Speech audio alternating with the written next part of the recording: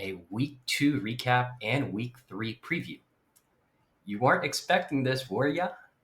Still not a father yet, and I found myself with some time and guilt that was washing over me and wanting to make sure I do what I can to minimize the subparity back-to-back seasons of subpar performance as your commissioner.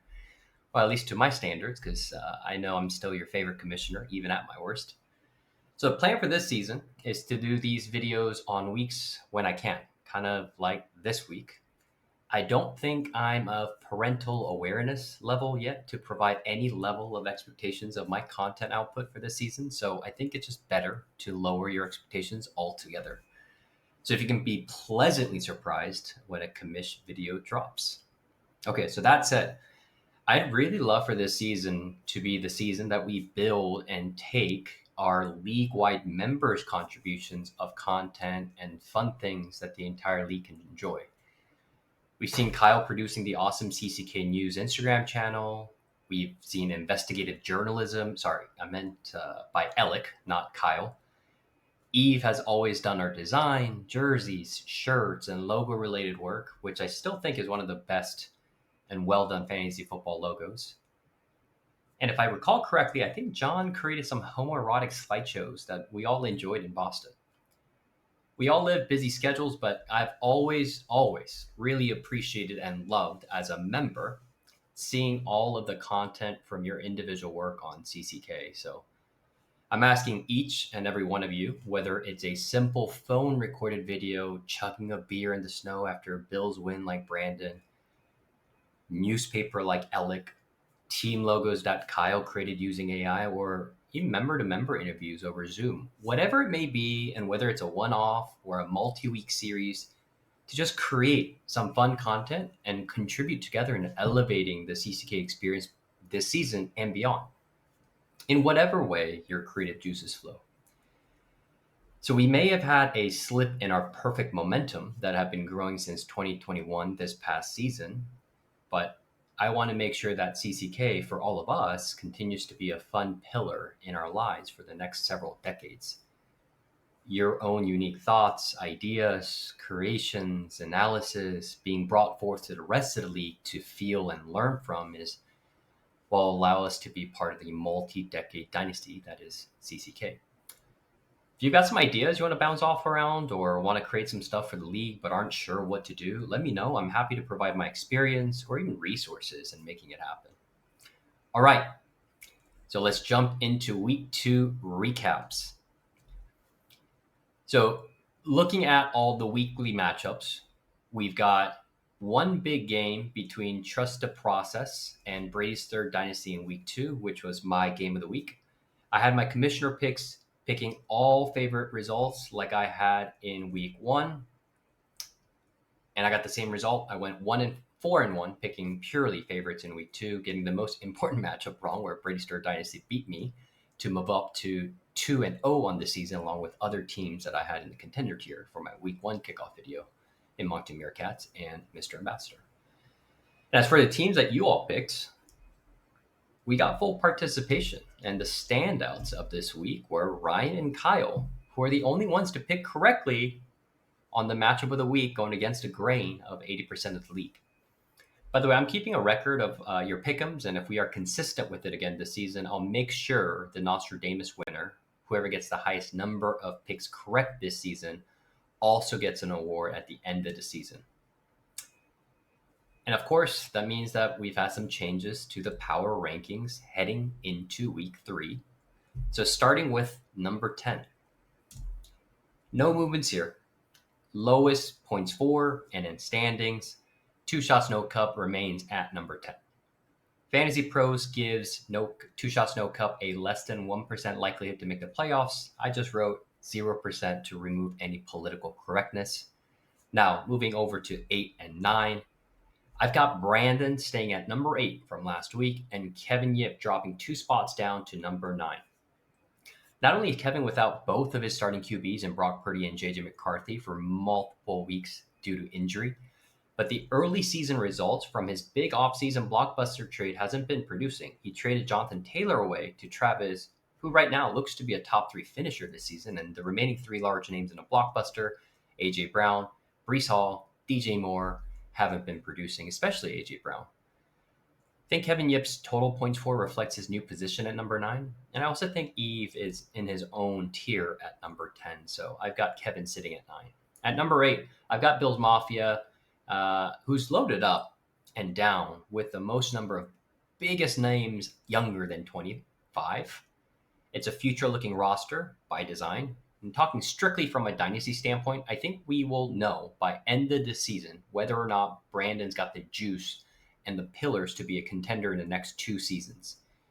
The only player I put in my prey tier, that's the proven, elite, and young, from his roster is Malik Neighbors, and probably will need to be able to say that about 3 other players on the current roster by end of the season if this group of players will get him to the promised land.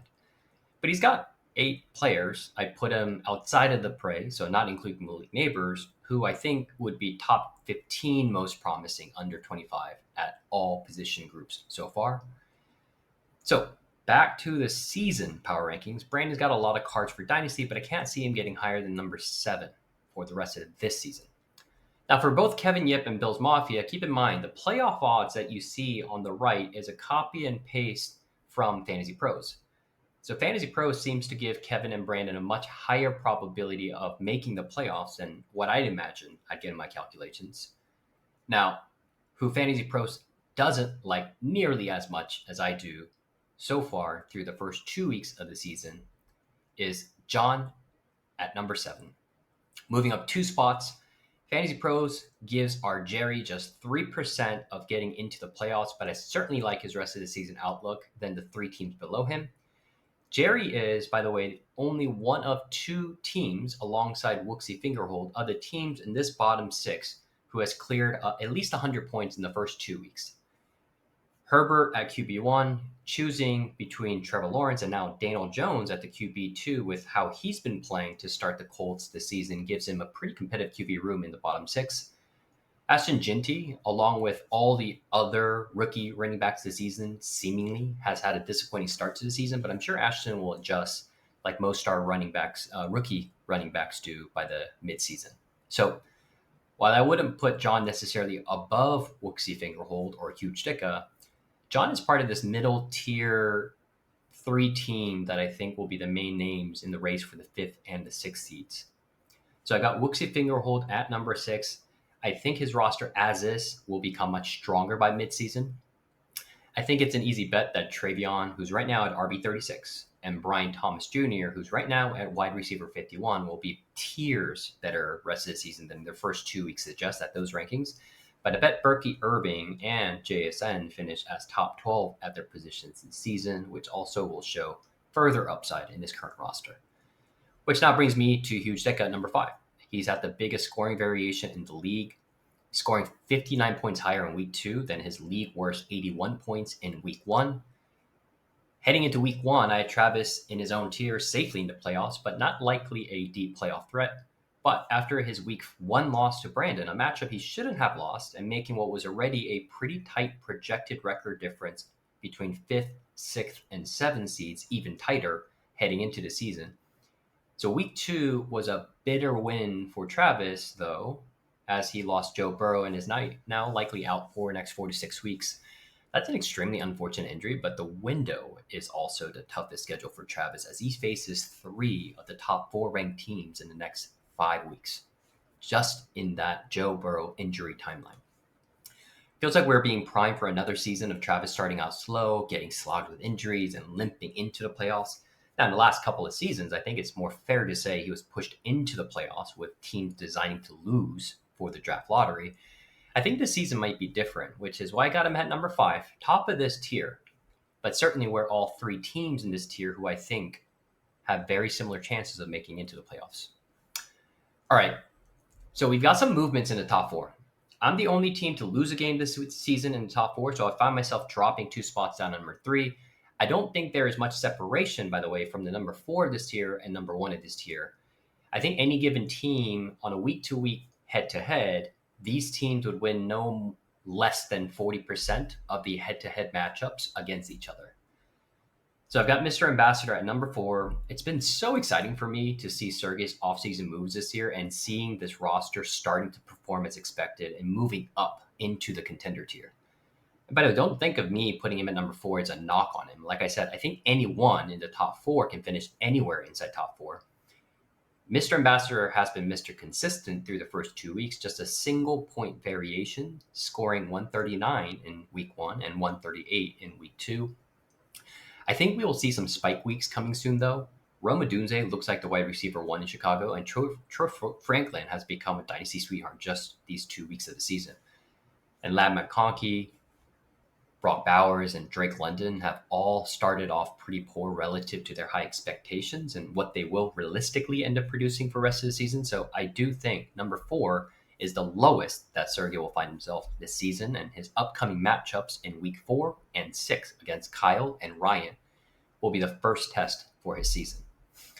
At number 3, I'm happy with what I'm seeing in Drake May, who will be my QB2 going forward, and thankful I was able to get Tyler Warren in this draft, who has been a highly effective replacement for Kittle's injury. Week 2 was disappointing, getting just 23 points combined between Josh Allen, Derrick Henry, and Justin Jefferson. I doubt I see that level low production for the rest of the season happening at the same time to so many of my studs. I just don't think I have the consistent top end firepower unlocked yet, with Henry being off to a historically slow start.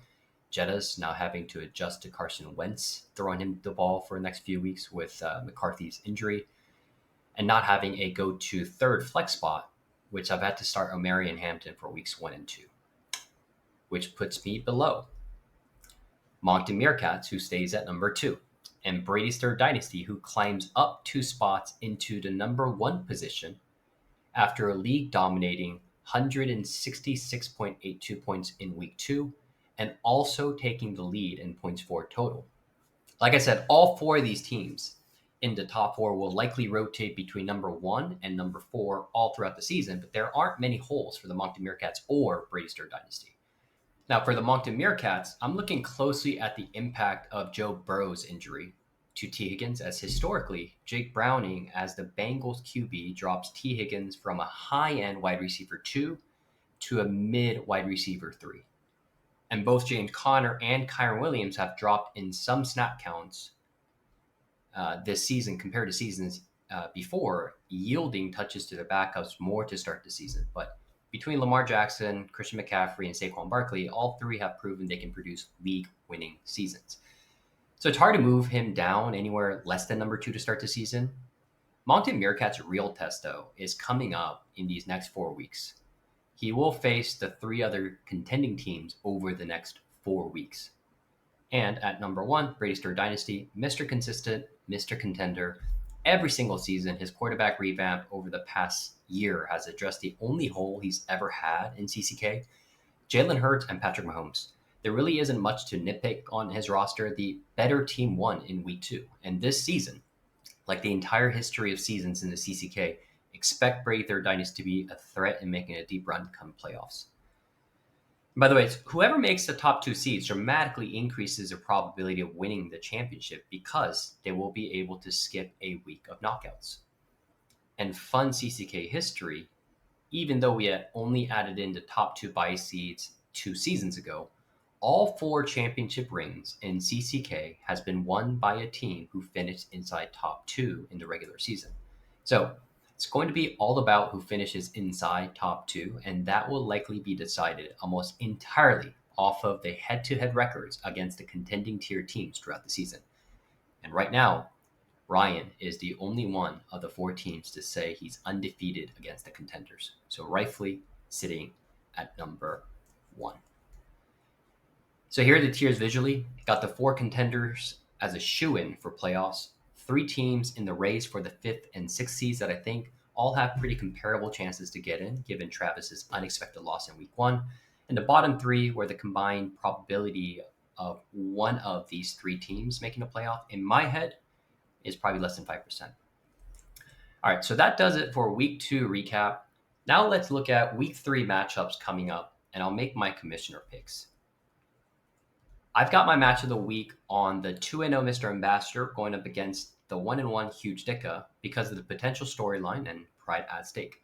There are no other matchups with much storyline or for this much storyline or even playoff implications. Obviously, pulling an upset against the same tier or higher tier makes differences, but the only matchup in week 3 that could turn the tide a little bit would be Wooksy Fingerhold pulling up the upset against Trusted Process, which likely moves Brad into securing a playoff seeding at 5 or 6, and as a result, also probably prevents me from being able to realistically secure a top 2 bye for playoffs with 2 losses, thus dramatically reducing my championship odds. So I'm finding myself going with the chalk picks again for the 3rd straight weeks, not picking a single sleeper underdog to win in week 3.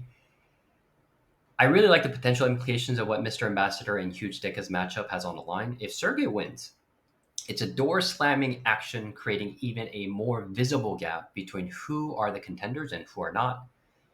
And if Travis wins, it's that even with Joe Burrow out, his early bets and trust in Chase Brown and the number of savvy moves he's made in recent weeks to get into contention in picking up Jonathan Taylor, who looks like he'll finish inside top 5, top 3 this season, George Pickens, and even Nick Chubb, who's surprising everyone, has made the difference for him to make the case that Travis is at least a threat come playoffs.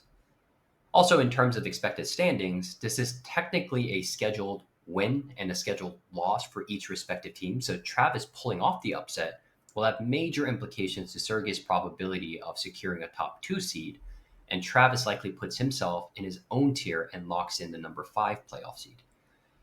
So it's only week 3, so it's great to see high playoff implication matchups so early in our season. I've got Mr. Ambassador taking this one, though, and I'm hoping this one will be a nail-biter that comes down to how Jameson Williams does on Monday Night Football.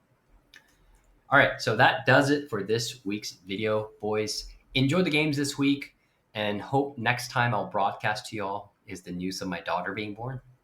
Y'all take it easy now. I know my daughter will be the GM that cements my legacy of Trusted Process, so you've got 15 more years until that window to contend is shut forever. Peace.